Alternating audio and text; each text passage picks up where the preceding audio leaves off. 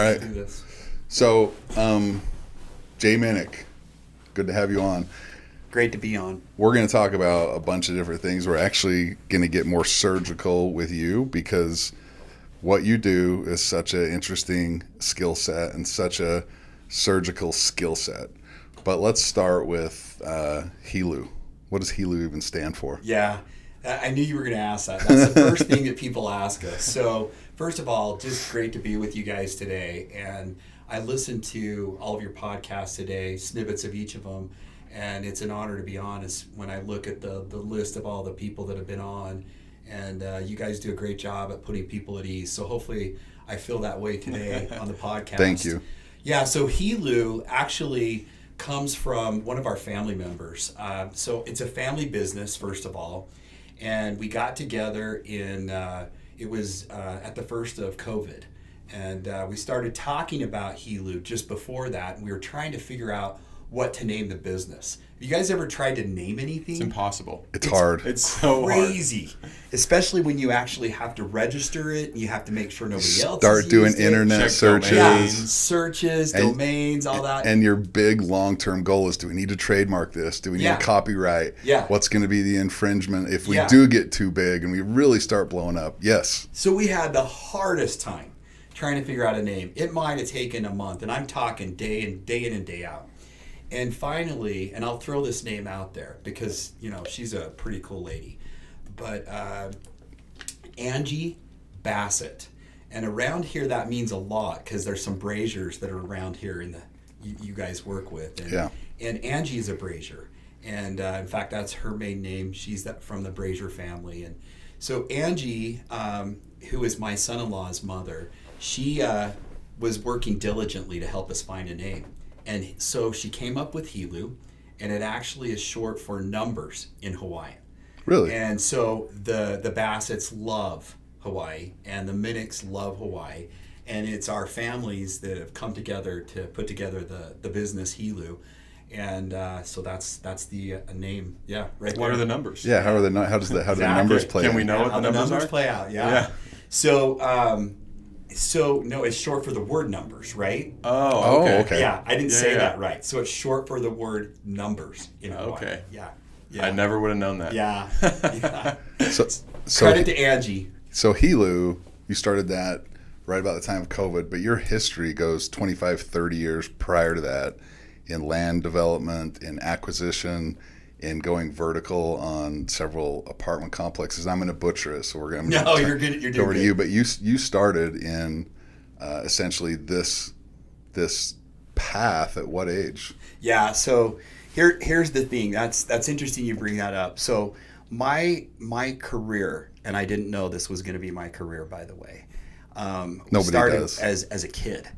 This was back when I don't know if there were even child labor laws or anything. I was 10, 11 years old and mowing lawns in the neighborhood, and a guy up the street, great guy, Tom Post. He could see that the Minnicks were driven, and particularly my dad. My dad Chuck. You guys ever meet him? He's a great guy. 86 years old this year.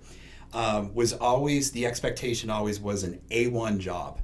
Whether it was an edge, a mow, a trim in the yard, or planting the flowers, or pruning the trees, everything was always A1. So Tom came down and he started hiring us, picking us off one at a time. Started with the oldest brother, then he went to the second and the third and the fourth and the fifth, and I think all of us, but maybe the youngest, worked for him. And in a local regional company, it was also a family business. So that's where I got started. And at the time, that company was a full service real estate company. They had, construction, they had development, they had, in apartments and in condominiums. Property management. They managed the condos, they managed the apartments. And so that's where I learned, is with these families, and great people, and that generation's all passed on, but I worked with that family, 3 generations of that family. So yeah, I got going and, got the golden handcuffs put on. I thought, I'm going to go to college, went on a mission, came back from the mission, started, working again, and I'm like, I'm gonna get out of this business. I don't want to be a landscaper. I want to do something different. And then just kept getting promoted. Of course, worked hard, and that was important. So that's where it started. So I say 30 years. I think I say 35 years, but 45. You could honestly, it's been a lot. It's been a lifetime. What's the name of that company? Are they the still first around? one was called Prowswood. No, Okay. so they sold their business in the late 90s. They were, Gen 1 was, getting to the point where they were done, and it was time to move on, and they sold to a national company called Boston Financial, and they bought the name and took the book of business with them, all the real estate business, the property management, and particularly, and the reputation that Prowswood had, which was awesome. Yeah. And then that company was later purchased by a company called Lend-Lease, Boston Financial, which Lend-Lease at the time we were bought by them was the largest real estate advisor in the world. Just a ginormous operation. So I've had the experience of being, here in a local company, family business, a national, fairly large national business, Boston Financial, and then, experience in that, global conglomerate environment. It's pretty interesting. So you got a massive amount of exposure in your teenage years to seeing projects develop, managing them, collecting, handling all the deets of that industry. Yeah. So that's it. So I would add in my 20s and.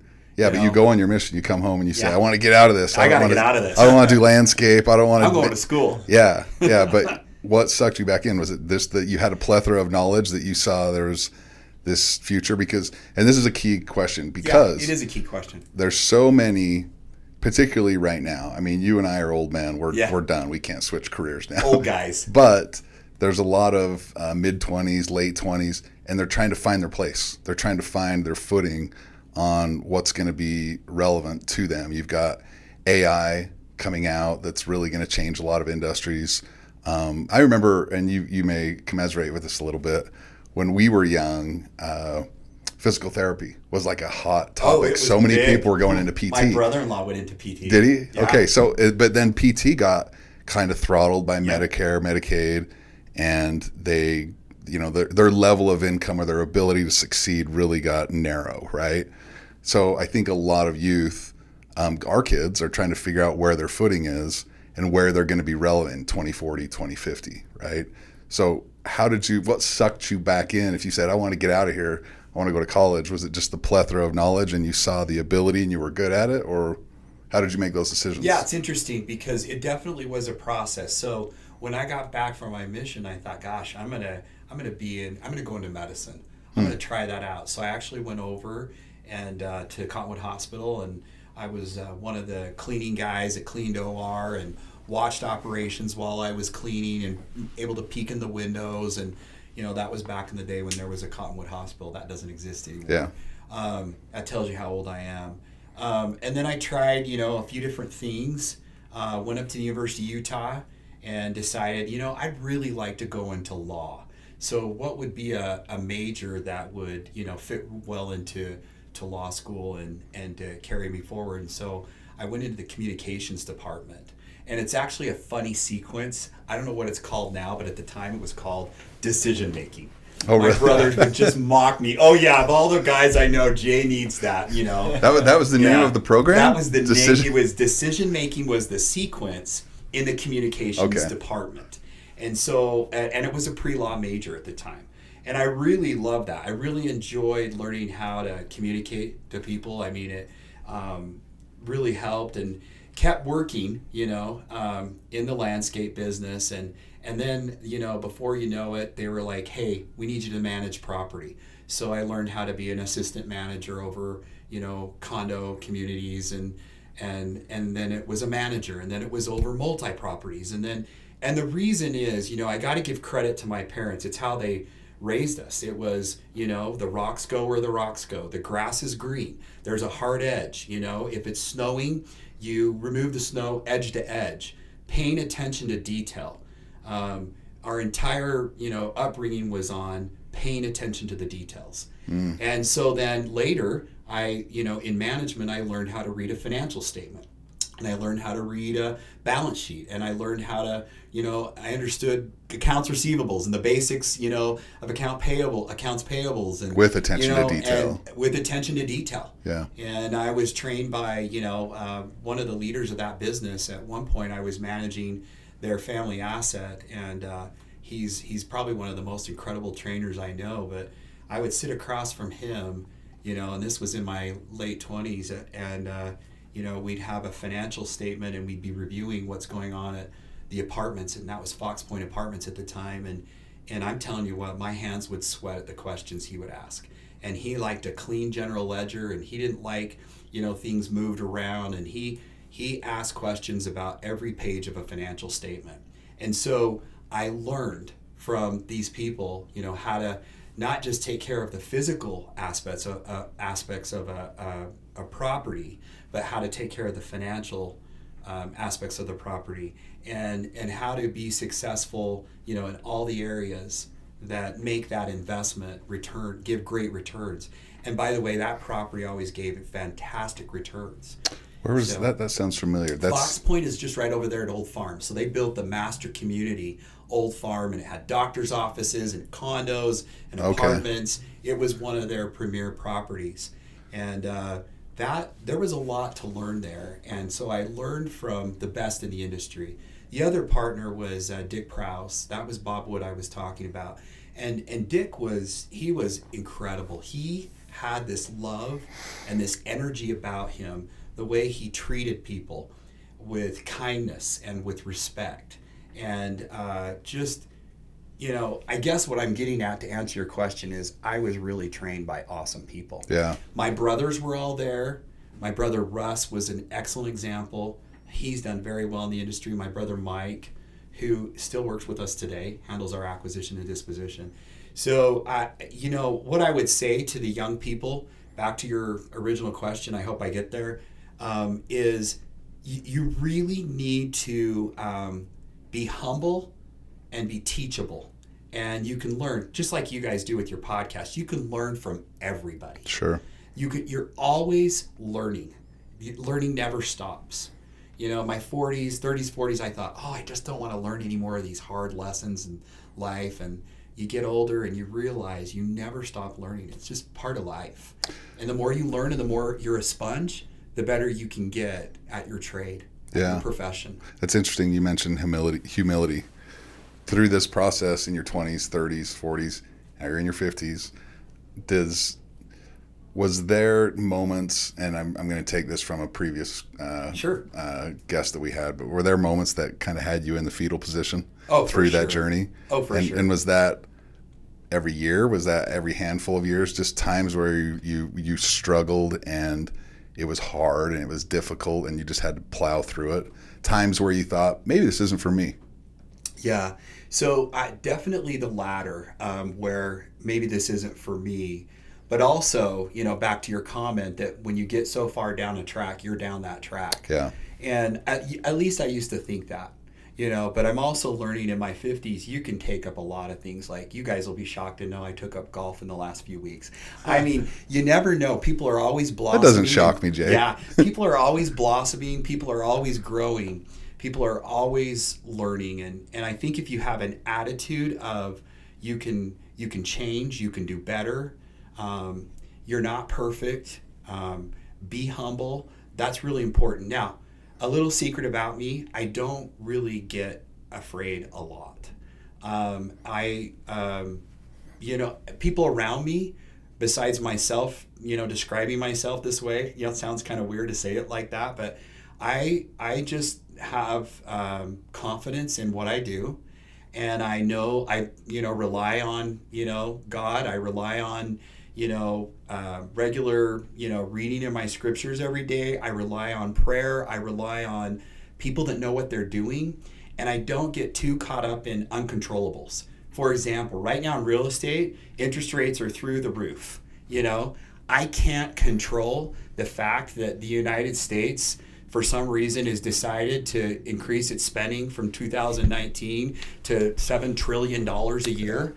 And that has affected the overall economy, which has affected interest rates, which has affected inflation. I can't control that. But what I can control is that I've got properties in Texas that we need to make sure that they're managed properly so we can refinance them, so we can, instead of being on a bridge loan with a rate of 8 to 10%, we can be on a loan that, the interest rate is 6% or, 6.2 or something like that. Yeah. Those are the controllables. So what I would say is, there's all those, stay calm, be calm. We've seen, but there really is something to being calm, being quiet in your mind, talking to people that can help you through whatever, the challenges are that you're facing, recognizing that you can't do it on your own, that you have to surround yourself with people who can. And then I would add that there's something about being around somebody that is optimistic and that really believes no matter what you're dealing with, there's a way up, there's a way out. And so that's a little secret, and not everybody has that in their makeup. And so if you don't have it, I suggest you find somebody that has that in their makeup. And that doesn't mean that person's always right. It just means that, generally they're gonna give you the sense of, we can get through this, whatever it is. I think you just described stoicism. Like you're a stoic, Maybe. you're a stoic individual. Just as you're talking, like you're. I wouldn't say optimism can sometimes lead you, in my opinion, can sometimes lead you into waters that are uncharted and rough and treacherous.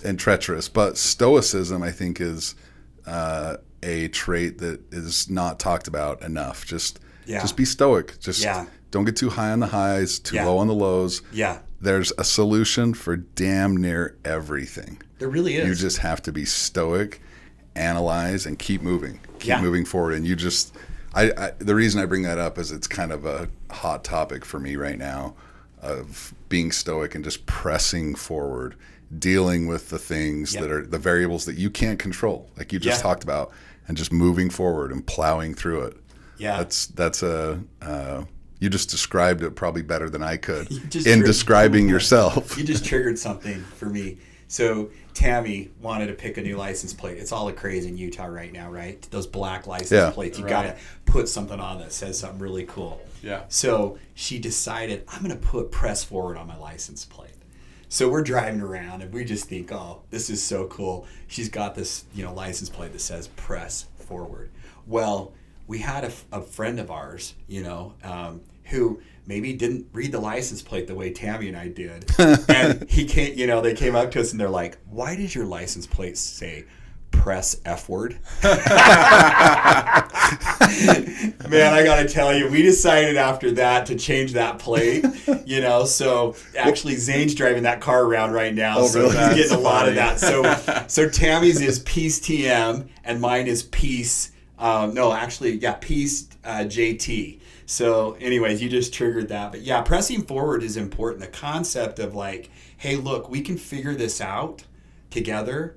And when you said fetal position, I don't know that there are very many times that I've been in fetal position related to my profession.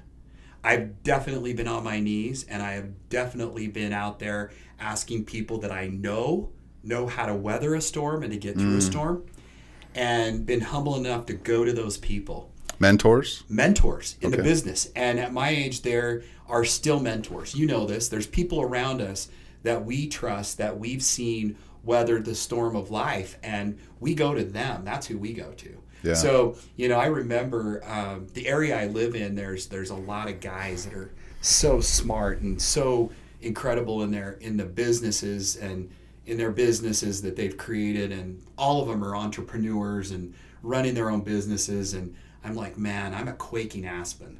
This is in my 30s when I first moved into my area, and these guys are redwoods. These guys are amazing. And just get yourself around the redwoods.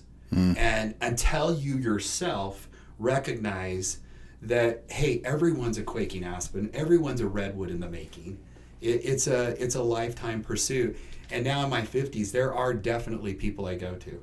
There are for sure people I go to when something doesn't seem right. Sometimes their advice is awesome, Sometimes it's relevant, sometimes it's not. You have the humility to say you're a Quakey, but there's young bucks looking at you like you're the old, the old redwood. Yeah. There's levels. I think it's you keep coming back to people, and people you've surrounded yourself with, people that have taught you the way.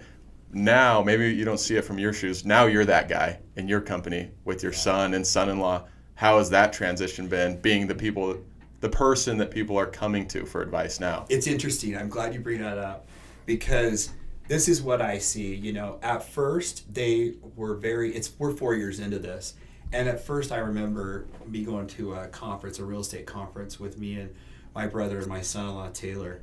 And Taylor came out of there and he's like, my head's spinning. I got a headache. I got to go lay down. I don't even, you guys are talking in acronyms and in, language I don't understand. Just a fire hose of information. Fire hose of information, and he didn't follow any of it. If you talk to Taylor today, and I know some of you guys have in this room, he is so prolific in talking about real estate and talking about deals, and he understands the acronyms, and he's really put the homework in. And it's interesting because what I'm seeing is he knows more than I do on so many things. And now he's my go-to. And I think strong leaders, good leaders, are always bringing up others in the wings. And you can't get too worried about, like, me of all people. I'm a father, I'm a father-in-law, I'm a grandpa, for heaven's sakes. I want my kids to know more than I know. I want them to do better than I do. You can appreciate this, right? I 100% agree. You want your kids to just shine. And so I love it when they come up to me and they're like, you don't know anything. You don't know Jack. You don't know what you're talking about. That to me is we're getting to the right place. Yeah. So, yes. And so what I would say to the young bucks is, the quaking aspens, at least if that's how they feel, look up to those mentors. But even the mentors are learning, and we're still growing. And there's things that you're going to find out that we don't know. In fact, a couple of the words I've learned recently from our in-house attorney who represents Helu is, and I crack up every time he says it, and it doesn't flow out of my mouth, but I've started saying it. He's like, he always says potentially, possibly, because we always want certainty, right? Yeah. We always, when we're talking to people, we want the certainty of this deal is going to pan out at this IRR, and this is what we're going to sell it for, and this is the return we're going to give our investors. Well, we hope that's what happens. We're going to work like that is going to happen. We're going to pray like it all depends on a higher power. But at the end of it, what you can really tell people is potentially, possibly, that will happen. And so that's what I've thrown in those words as I'm talking to my kids, my boys, who really run our business and do a very good job. And that's really helped them because they're starting to see that I don't know it all. Yeah. They're starting to feel, and they're starting to go, oh, I don't know what he just said, but this is what it really is. Yeah. And to me, those are the happy moments. To them, it might be a little frustrating. Yeah. But you guys can appreciate in a family business, it's a interesting. You've been in a family business, right? Yep. So you can appreciate that it can be touch and go at times. But I'll tell you, it has been for me the greatest joy of my life to work with my boys. It has been incredible. The beauty of it is, and I feel the same way, you want your kids to excel. A lot of things I'm just over here nodding my head, Jay. Yeah. Would you describe yourself as an optimist, probably not a pessimist, or a realist? It's so funny. I think it depends on the situation. I would say I am situational.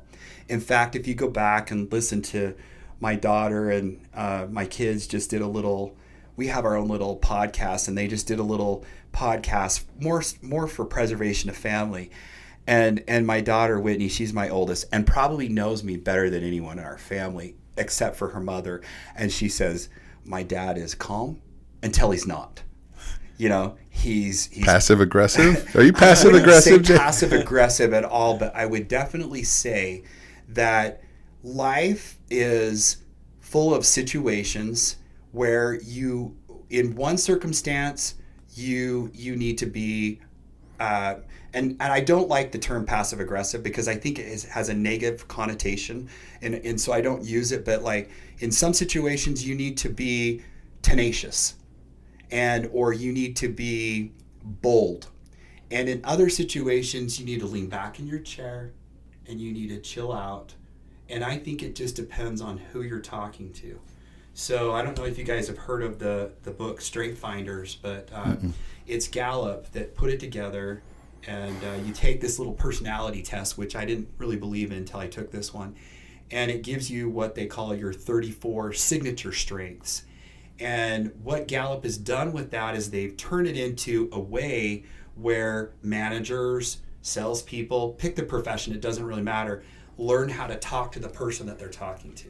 So instead of me being aggressive in every situation or optimistic in every situation or a realist in every whatever, you learn your audience but you talk to them through the lens of, am I lifting them?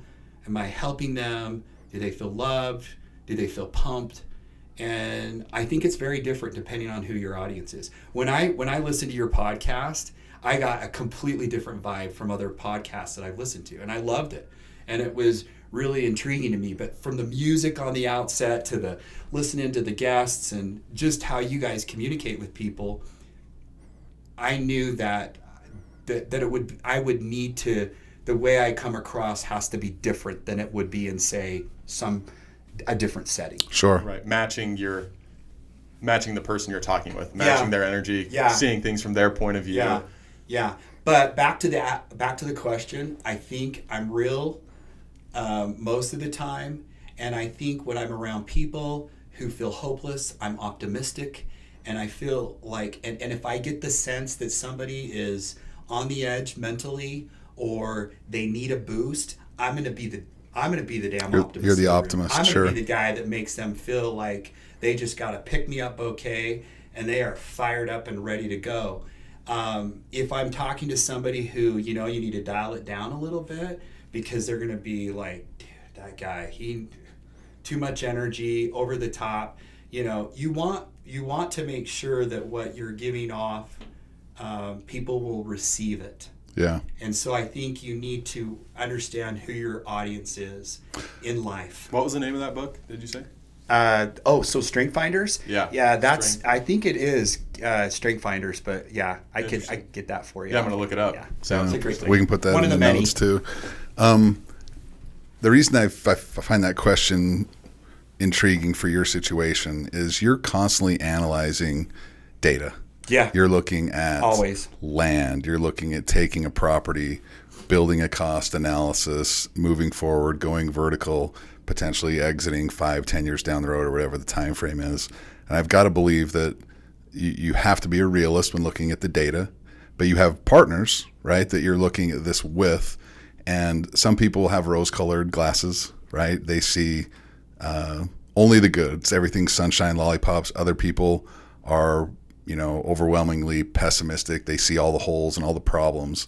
And I'm just wondering how you, as the guy who steers the ship, of the CEO of your company with this plethora of knowledge, I think you just answered it, but you have to be somewhat of a realist when looking at data. Yeah, so real estate deals, because you can get yourself in a position, right? Yeah. And I'm sorry to cut you off, but where you want it to work. You want you found the property, you have this idea, and you want it to be perfect. You want it to work, and so you can get in the situation where that doesn't serve you well. I think that, to your point, you've got to start out with 100 reasons why not to do the project, let's just say, or the analytical side, the financial side, and you're just still a pro forma, no matter what anybody tells you in real estate. If they tell you more than this, then they're lying. That's another way to put it. But a pro forma is a pro forma. It's just your best guess. And given current market conditions in a submarket. So let's just say we're going to build an apartment in XYZ community. You go into the submarket, you look at the data, you look at the properties that are there. How are they performing? What's going on? Are there concessions in the market? What are rents?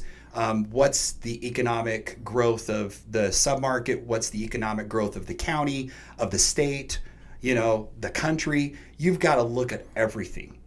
The other thing I would say is, backing up just a little bit, make sure that if you're going to invest in multifamily real estate, or you're going to, get into one of these deals, make sure that the people that you're working with have experience.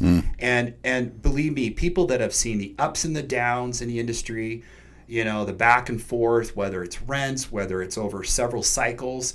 I've had the blessing now of seeing 3 cycles. I consider a cycle to be in a decade, although there are many cycles. Like, for example, what we saw during COVID, to me, it's a 4-year cycle. That is I don't know what that cycle is, Yeah. And now where are we now? I'm not sure what to tell you what it is, but where we are now is different than where we were during COVID. If I had to do it again, I'd be buying more during COVID and getting land. I mean, looking back, you'd always do things differently, right? But yeah, so we'll go into a submarket, we'll look at it, we'll make sure that the most conservative people, that look at it, whether it's an appraiser, by the way, that's independent, that is telling us what the market is. So it's not our own red Kool-Aid that we're drinking. We want somebody outside of our think tank to tell us what's going on. Then we have our in-house guy that analyzes it, and he's very pessimistic, and we love that. And we're like, hey, we tease him all the time about how pessimistic he is, but we hired him to be pessimistic. Right. And to poke holes into everything. And he's very good at it. And he's also, over time began to understand, like, you got to do deals. And it, not for the sake of making money, but if you wanted to, you could poke a hole in every deal. You could sink every ship, right, if you wanted to. So you've got to figure out that balance between, here's the analytical data, here's what,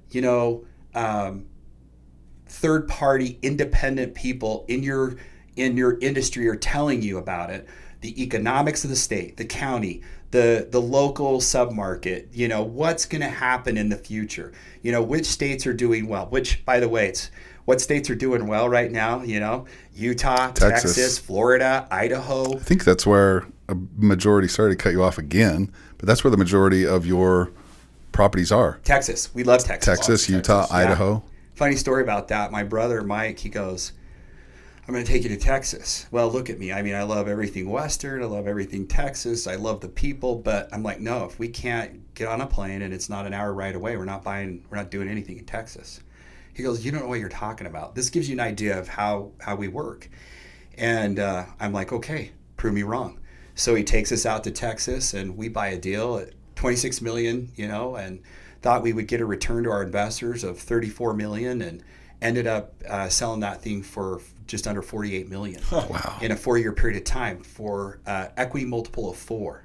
So another example of, I don't know everything, and I need to listen to the people around me, right? And in this case, Mike couldn't have been more right. Now, did we have to work very hard on the property management to get everything dialed in? Were there ebbs and flows? Was the property at one point with a third-party property management company that wasn't us, was it not doing so well? It was a national firm. They weren't doing good. We had to get rid of them. We had to come in, manage it ourselves, managed it up. Was this an existing structure? It was existing. It was built in 2008. Okay.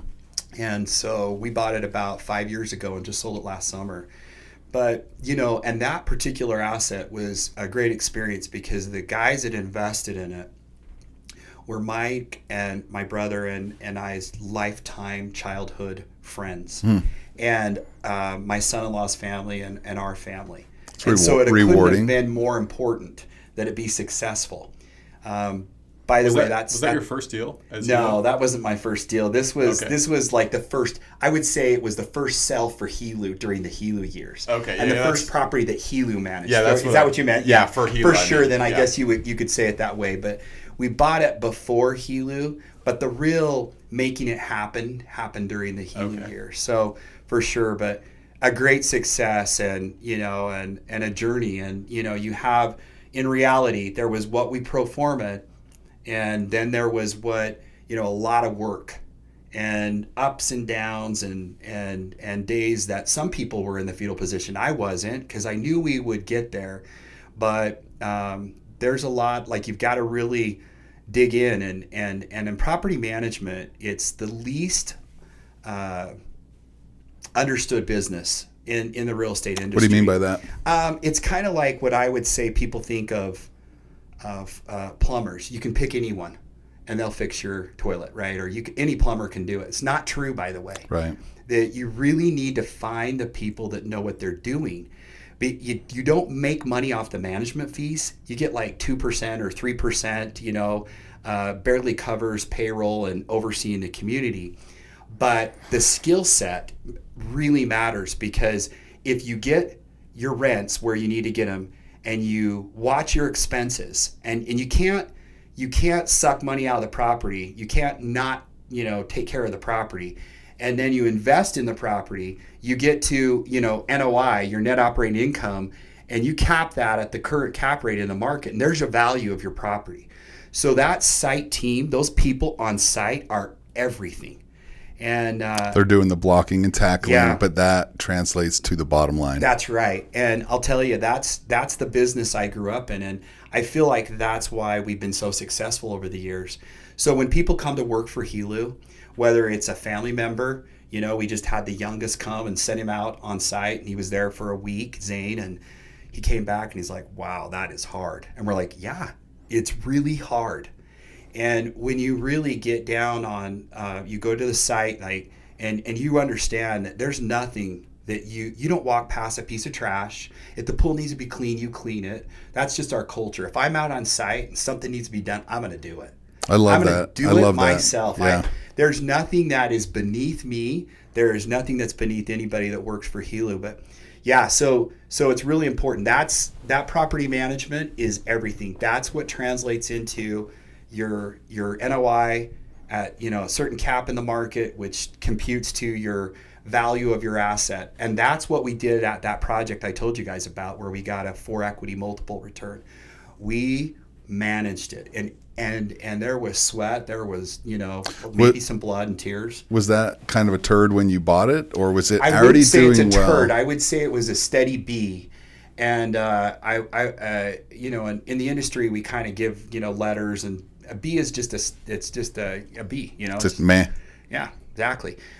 Nothing special. It's not a high end property, and I would say that if you can get in and you can take a D to a C, or a C to a B, or this is sort of the name of the game when you're buying an existing asset. It's what value can you add, and you buy it at a certain value, and how can you increase the rents? What can you do to the property to make it so you get a rent pop for it. And then people use the term flip it. I don't really love that, because it makes it seem like it's so easy. I hate that. Yeah. I if I could change one thing in whether it's selling a home or whether it's selling an apartment community, flip it. I hate it. It just. I've hated it since the first time I heard it. Yeah. I don't even know why. It misses all the work that's in between. Yeah, it's like, this is hard. It's a slinky. We'll just flip it. Yeah, exactly. So, and it could mean something very different to the younger generations.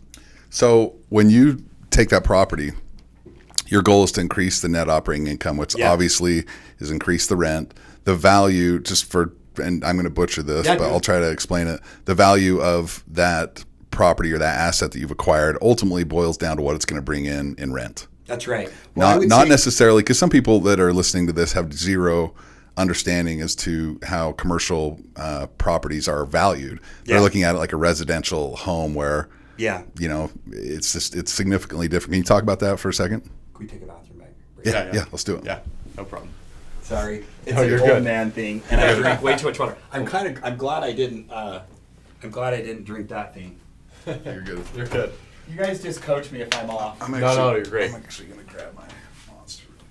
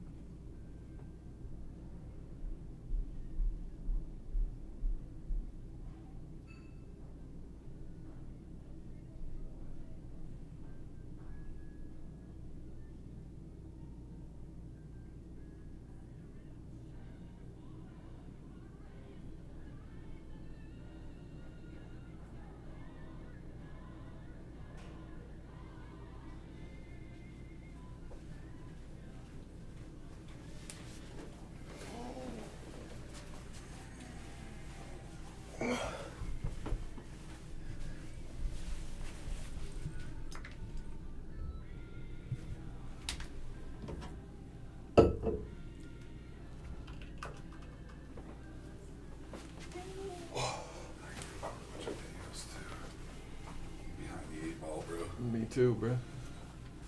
I actually recorded 4, and my Rode mic didn't work. Really? It sucked. Yeah, that's what happened to me. All the ones I recorded for last week didn't work, and then I just didn't get around to filming again. Yeah. When I redid them, it was super fast, but it's still. Sorry, guys. It still sucked. No, you're good. Watch your head on that thing.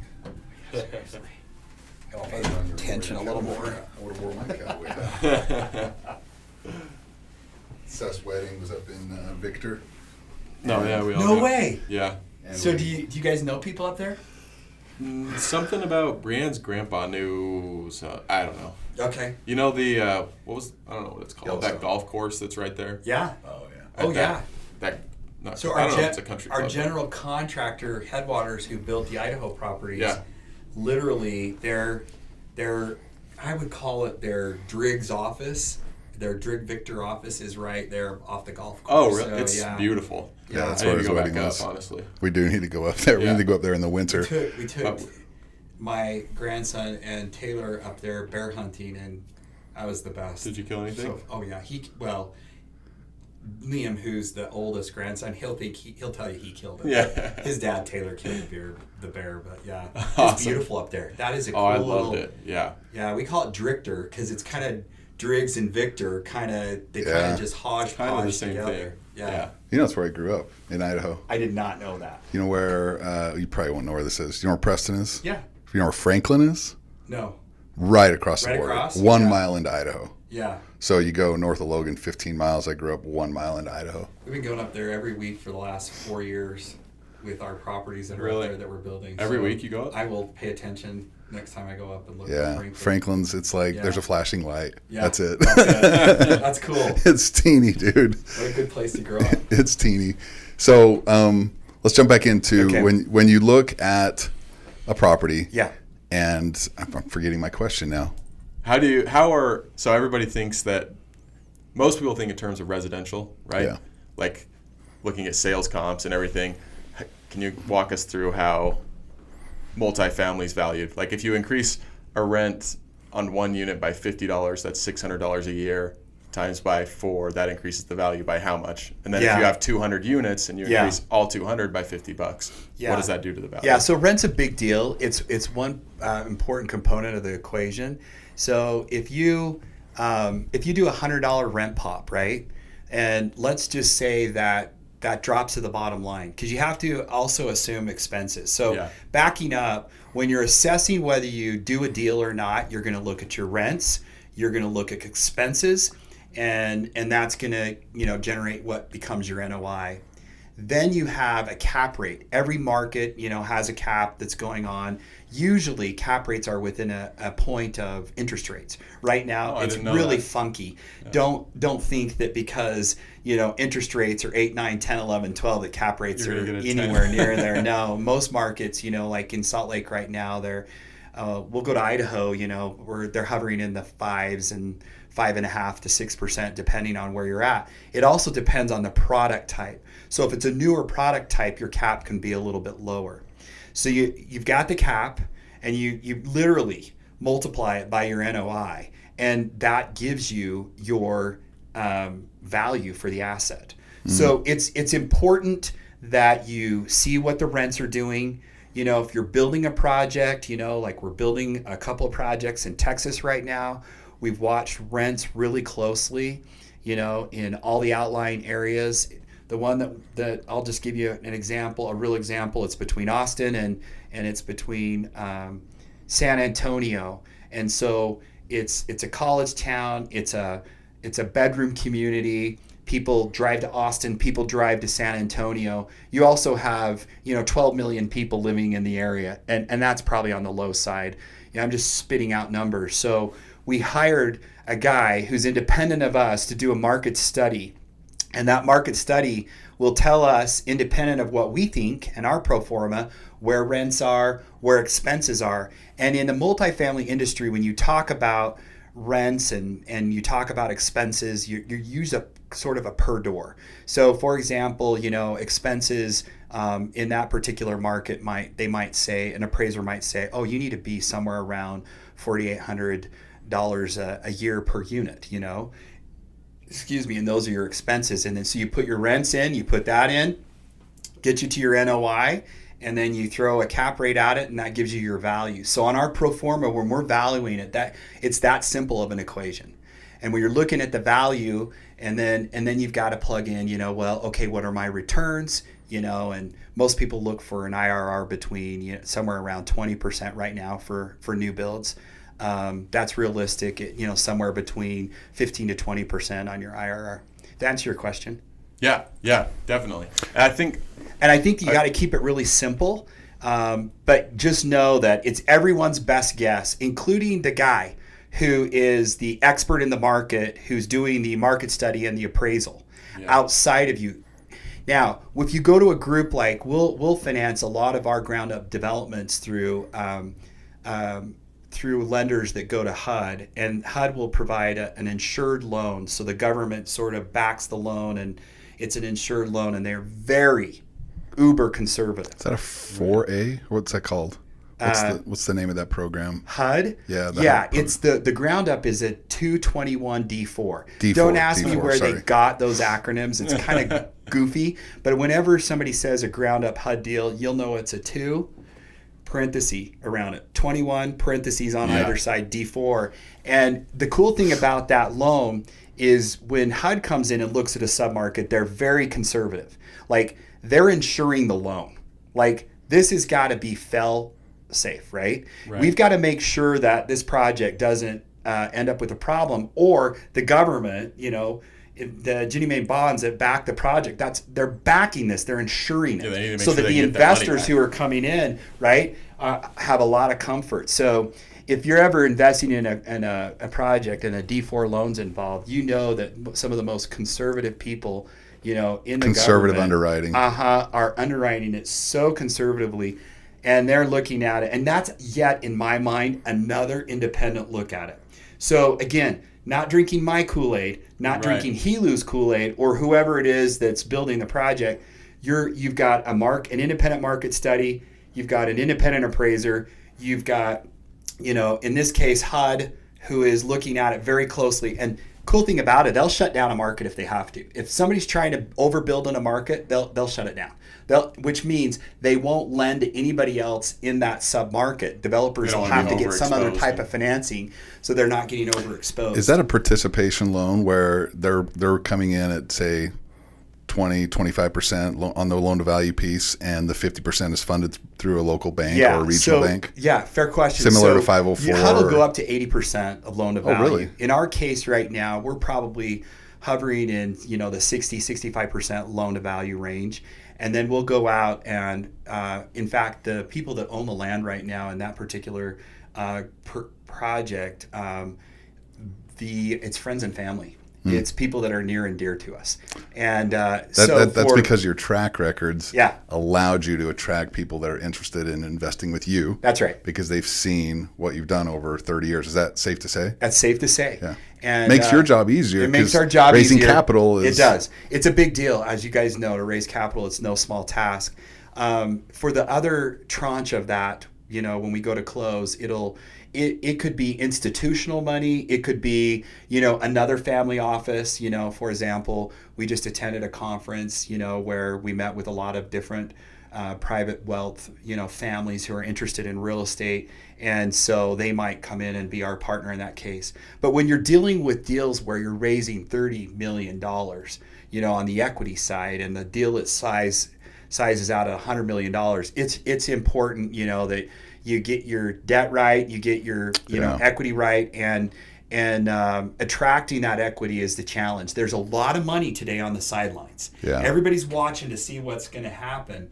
The smart people are putting their money into deals that they know are going to do well, because we just went through the basics of the independent studies, the long-term performance, and the fact that people are going with people that have done this for a long period of time. So in markets like today, you want to make sure your investments are with people who have a lot of experience. And if they don't follow through, there's a lot on the table. Yeah. In our case, if a deal doesn't work out, we don't do another deal. And that's our livelihood. So deals mean everything to us. It's kind of like a hard stop, like an hard attorney stop. who has a $3 million malpractice suit against him You is going to have a hard time doing his next plastic surgery type Exactly. of thing. Like, you're only as good as your last deal. That's a cliche right. term, but It's real. Yeah, it's real. It's very real. So, yeah. So raising equity early and let's go back pre-Helu. Pre-Helu. Because raising capital and getting those investors is such a difficult thing if you don't have that track record. Were you able to just slowly gain the confidence of people, and you were able to get those connections with firm? Are we talking like REITs? Or are we talking like family? Mostly family. Yeah. So for the projects for the first, 2 decades, family offices, friends and family were the investors in those. They love you. Well, and though to be honest, in the first decade, it had nothing to do with me. I was learning. The second decade is where people were starting to depend on me more, but still very much on the family members who were involved in the business. The third decade, it's me and my family and my friends. And now going into this next round, this next decade, for us going forward, we're going to have a mix of family and friends, which I think is important, but we're also doing large enough deals where we're going to have to go to private family offices that are outside of ours. So in our office, we have access to, family offices just with the guys that work with us and their connections. And, we also do our raises, friends and family, based on 506C section of, the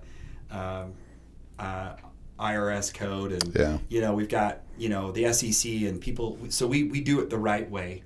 We don't want to mess up anything for our partners, our owners, and our investors. If people aren't a friend or a family member, or there isn't a connection that way, we don't really interact with them about our deals. Now we do go out and seek out private, institutional investors and other family offices, and in that case, they'll come in as an LP, and we're the GP. With the participation from the government, those, for example, the properties in Texas, I know, and you can talk as much or as little about this as you want. If you don't want to talk about it, we'll just cut it out. Yeah.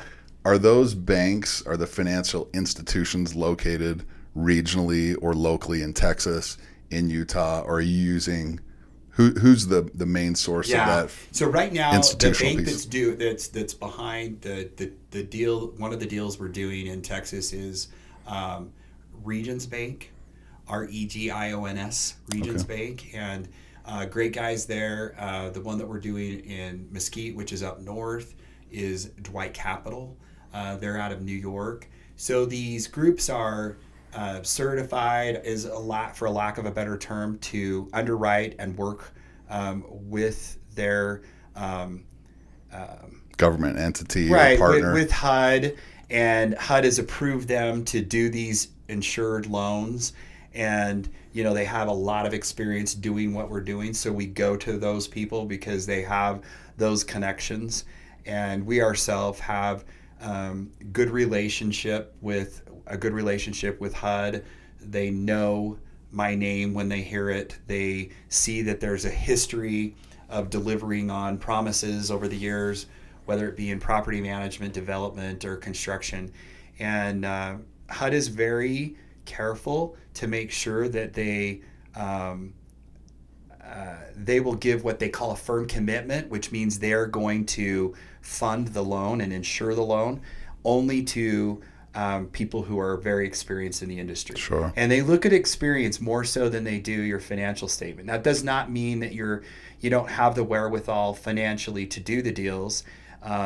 It just means that they care. They really do let's call it a hard search on they do their due diligence. That's what I was going to ask, if they're underwriting as well as the contractor. Absolutely. So I'm the guarantor on a lot of those deals, and So what happens is I'm signing on the debt. So to put it bluntly, my butt's on the line. You're the personal guarantor. Even though they are non-recourse loans, once construction is complete. During construction, they are recourse. If anything goes south. Anything goes south, it is you. And so, you know, you can imagine how important it is to me to have my team and general contractor and everybody involved in the deal really do a great job and understand what they're doing.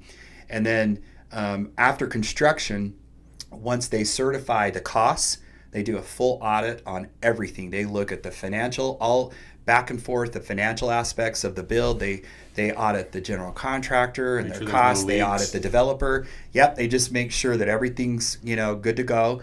And then they'll issue what they call a final endorsement. And then at that point, you roll into the permanent loan. The cool thing about the loan, though, is you're still getting that fixed rate of, say, like 6% or 6.10 or 6.20, whatever it works out being in today's market. You know, the rates are different from others in that they base the rates based on the 10-year Treasury. So that's what we're following when it comes to those HUD loans. Anyways, you get on the other side of that, and it's non-recourse. But I guarantee you, if you don't manage that property well, if you don't do a great job over the years, as long as it is insured by HUD and until somebody either assumes that loan or until, you know, there's a sell of the project and HUD is happy and everyone's happy, your butt's on the line. And when they look to do business in the future, the first thing they want to see is your history. With them. How have you performed? And so, you know, in today's market, if you can find somebody that's done that type of work in multifamily, even though the loan that you're doing may be different, you can be sure that they're going to, you know, do everything they can to make sure that the project is successful. Yeah. What does your hold period look like? Are you constantly improving, or do Yeah. you just already have? I assume there's unforeseen things, like stuff comes up year 2 and you're like, oh, we need to fix that, or we can add this entertainment package. And Yeah. what does that hold It's period interesting look like? because we have partners that they want to hold legacy projects. I'm one of those. I think it'd be fantastic to, you know, someday the boys take over the business and, you know, and checks are just coming in the mail. And I would hope for that with any of our partners and investors. When we pro forma a project, typically we do it based on a 5-year hold. Sometimes we'll go 7, sometimes 10, but most of the time 5, just to pick a place and say, this is what it looks like if we hold for 5. We love to have flexibility, and I've never been in a partnership where it wasn't so clear to everyone at the table. And even in partnerships where you don't see eye to eye with people, it doesn't happen often, but it does happen. Just ask anybody out there. And even in those instances, the market's so clear about the time to sell and what to do. Yeah. That I've yet to have, you know, like if we come and we say, hey, partnership, we think it's time to sell. We think we've gotten everything we can get. The example, I'll go back to that deal in Texas, in San Antonio. It was a HUD 223F. Now it took us away. We started with a bridge. We refinanced to HUD. During that 4-year period of time, we didn't send out a single check to our partners. You know, people were kind of like, oh, you know, and there was these ups and downs and ebbs and flows. The final check they really liked, and they were all like, okay, when can we do this again? And why didn't we put more in, right? Yeah. And deals are sometimes like that, but the outcome was fantastic, but it was difficult. But yeah, HUD was involved for the second, 2 years. The HUD assumption was amazing. The guys that came in and assumed the loan and bought the project were out of California, and they were actually affiliated with the original builders of the project. And if you ever run into builders, they get so caught up in their work and their projects sometimes, and they want to buy it again. And that was the case here. Really? So They just fell in you'll love see with that it. a lot where you'll buy and sell during your career to the same people. Really? So it's kind of like us in this room. We have people that we know and our family, and there's reasons why, we might have connected through those people that we know mutually. Well, that happens in the industry. So we already right now are talking to our top 10 buyers for any one asset that we're building about them potentially buying that. Oh, you so know, you're in a year, pre-lining this up year, or buyers. 5 years, or Yeah. 10 years. Well, and over a lifetime, you get to know those people very well, right? Because Right. you've bought and sold from each other. Yeah. And so the world is really small when it gets to the big players in multifamily. You really get to I did know not those anticipate players. that. Yeah. I didn't anticipate what you Yeah. just, because I look at it and you almost think it's dog eat dog. It's very litigious. Yeah. Although it might be like you're Yeah. dealing with some of the same people over Yes. and over in this kind of referral network Yes. that's fairly small in your world. I didn't anticipate you. Well, I saying love that. that you brought that up because, there are the people in the world that are super litigious, and there are interactions certainly that you'll have by no intention of your own where all of a sudden you're in a litigious situation. I've yet to be on the side of being litigious, but I definitely dealt with people where, like, for example, that project that we sold in San Antonio, the first buyer that came in didn't hold to their word. And so we gave them back all their earnest money. We didn't have to by contract. We just did it because on counsel of our counsel, it's like, you can spend all this time going back and forth with this guy over, $500,000, or you can give him the money back, move on with your lives, and sell the property for more. And that's Yeah. exactly what we did. So you kind of have to step back. You have to lose whatever part of your ego, that guy who in high school you wanted to punch in the face and, it didn't get you anywhere. You did it anyways. And you have to step back and you have to go, okay, I'm not going to do that. That's somebody else can deal with him on down the road. By the way, that particular guy doesn't have a great reputation. Sure. Yeah. And, and we are very careful not to say anything in the marketplace about those types of people, but it's important because in life you're going to face that. Unfortunately, when you get to a certain level in business, you could have a bit of a target on you, and people, instead of looking at you and having this mentality of there's enough and plenty to spare for everyone, they might get very focused on you, and they, for whatever reason, want to come after you and whatever. So you gotta brush by those people fast, and you gotta figure out how to, just not let that, take away from where you're going and what you're doing, literally. Yeah. And financially speaking, it's important. But then on the other hand, I want to say that the word that we don't like, the other side of that are good people who are integritable, who are, and I'm not saying they're perfect, guys, but they're transparent.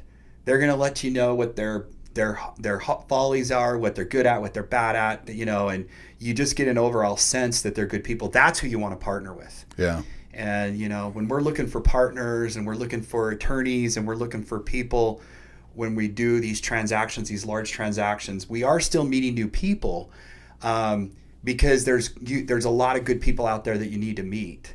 The bad ones that you just got to stay away from. What would you say on that same topic with your partners that you work with internally, right? Yeah. Your team, Yeah. but then also externally, some Yeah. of the different people in this world. What would you say is not the number one quality? What's the most intriguing? Is it honesty? Is it clarity of what you're looking at? Is it integrity? What's the most important thing to you? And secondly, does it depend on the role that they're going to be in? Yeah. Do you know what I mean? I don't think that honesty it's a non-negotiable. So Sure. that to me is just a given. And but I would like to say that maybe a word that is clearer is transparency. So if you are dealing with somebody who's transparent and they'll just tell you, this is what I'm good at, this is what I'm bad at, whether you're an employee, whether you're a leader, whether you're in the company, just it's all right. There's people around you that can help you where you're not good if it's inside of a company. And as you're looking externally, I think that you've got to have the lens of, there's a big difference, in the words love and trust. Trust is earned over time, and trust is not just given. But love everyone, treat everyone kindly, even and especially people that you don't particularly like. You never know. Men change every day. People can change, and you never know when you might be doing business with the guy you hated, or the guy you beat up, or the guy you made fun of, or I don't know. Yeah. Life is long, but But I would say transparency. So I know that when people are transparent with me, I can help them.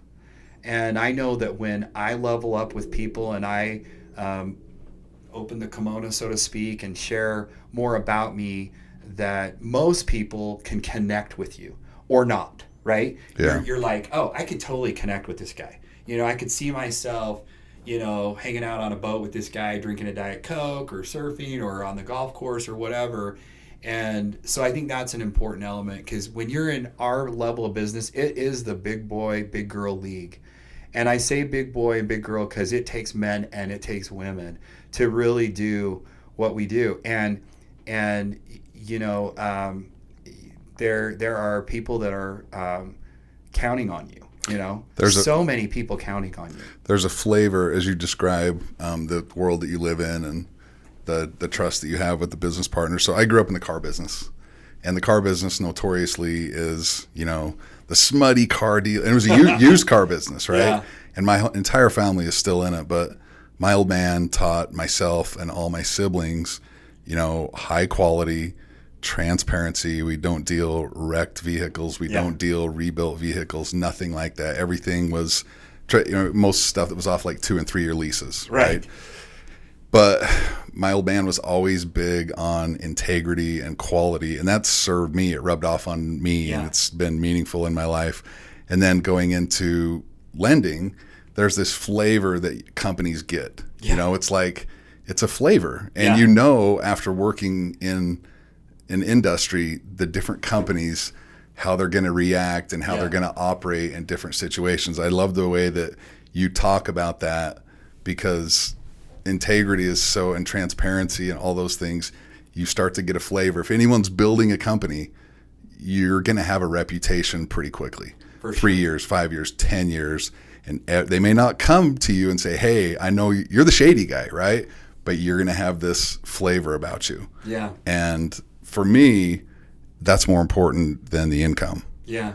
Like knowing that I am doing my best to take care of people, be clear, be transparent, be honest, have integrity. It's just worth so much more. And the reason I bring that up is because the whole time we've been talking, I've thought about people who have made a lot of coin and they've done really, really well. But I don't agree with how they did it. Yeah. And it's hard for me to have respect for those type of individuals. Does that make sense? It does. I like you more now, an hour later, than I did before. Yeah. I mean, because you kind of have that about you. There's a good that's flavor. Why it's important to sit down and get to know people, is because when you really take the time, this is what I love about your podcast. You guys are going to think I'm like making money out there in podcast land off these guys. I'm not. But just getting people to open up. And then each of us get to decide, can I connect with those people? Can I do business with those people? Are they transparent? What's the feeling that I get? And so at Helu, in our culture, it's a family. And, I would say this in our family too, the most important thing we do is how we make people feel. And, people will say to us after they leave our office, you guys are cool, you guys are great, or whatever. But what I like the most is that they like the culture. They like the feeling that they get when they're there. And I think that is by far the most important. And, we're going to stick to a deal till it's really done, until the returns are there. And I think that's really important too. Coming back to your question, I think loyalty is really important. It's important to be loyal to your family, to your friends, to your investors. It's important to, everything we do has an impact on people's lives, and financially and in so many other ways. And I love that you both have brought up the people part, and throughout this podcast, I think people are incredibly important in our business and in our lives. And I think how you leave people is important. Yeah. It really says a lot about who we are. Loyalty would be my number one. I love loyalty. And, I sound like I toot my own horn, but I'm loyal to a fault sometimes. and it's bit me, but that's okay. Yeah. Because it served me well in 90% of other arenas in my life, just that loyalty and commitment. Jay, it's been a pleasure. It's been awesome having be on your podcast and having you guys invite us. So how can people get in touch with Helu? Yeah, so you can go to helucapital.com, and if you're interested in chatting with us, and you can just plop in your contact information, and we'll respond. We're pretty quick at that. So you can talk to these guys if you know them. So yeah. Well, thanks you, guys. Jay. Appreciate Thanks, it. Jay. Hey, Great spending time with you guys today. One last thing. Yeah. If we can hit on this. Sure. Leave our listeners some piece of advice. You're 50 some odd year old man. Yeah. You've been very, very successful. For those listening, my kids are friends with Jay's kids. Matter of fact, for sure. Desi, my daughter, just went with Zane the other night to a concert they or saw something. A movie or something. Saw a movie. Yeah. And I know there's a lot of people in our world that admire you. Leave one piece. I don't care if it's business. Yeah. I don't care if it's family. What would be the one piece of advice that you would give to me, to Seth, and to our listeners? Yeah. It's interesting. First of all, not to take yourself so seriously that when somebody asks you to answer a question like this, that you're going to be that guy that's going to knock it out the such park, an Jay. impact on people that they're going to take it and write it in their journal and it's going to change their life. I don't know. I just really think the most important thing for me in life and family and business is how you make people feel. And I think that kindness goes a long way. I think that, in the English language, the word love is really kind of strange, especially when you're with a group of guys or when you're, chatting with people. But in Spanish, love has all these different, ways that you can express it in different words. But I think that maybe the best way I could say it in English, people need to know you care. And when they know you care, they're going to pick up the phone and they're going to shoot you a text. And you're going to get past that, formal email, which I hate, relationship, or you're going to get past the, next thing you know, you're texting people. And I think when you're at the texting level with people and you connect with people, that you're in the right place to just be the kind of person in your circle and in your sphere, wherever that is, in your business or in your life, where people feel loved and cared for by you. And they know that you're going to be kind to them. The other advice I would give is, in the worst scenarios, be the calm person. And by the way, that takes a lifetime to figure out how to do.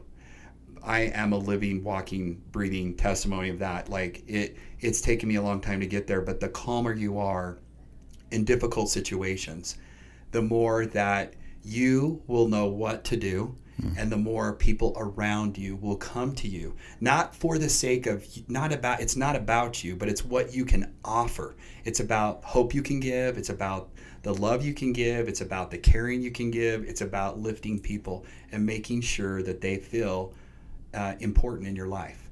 And I think that cannot be underestimated, and it cannot be understood well enough.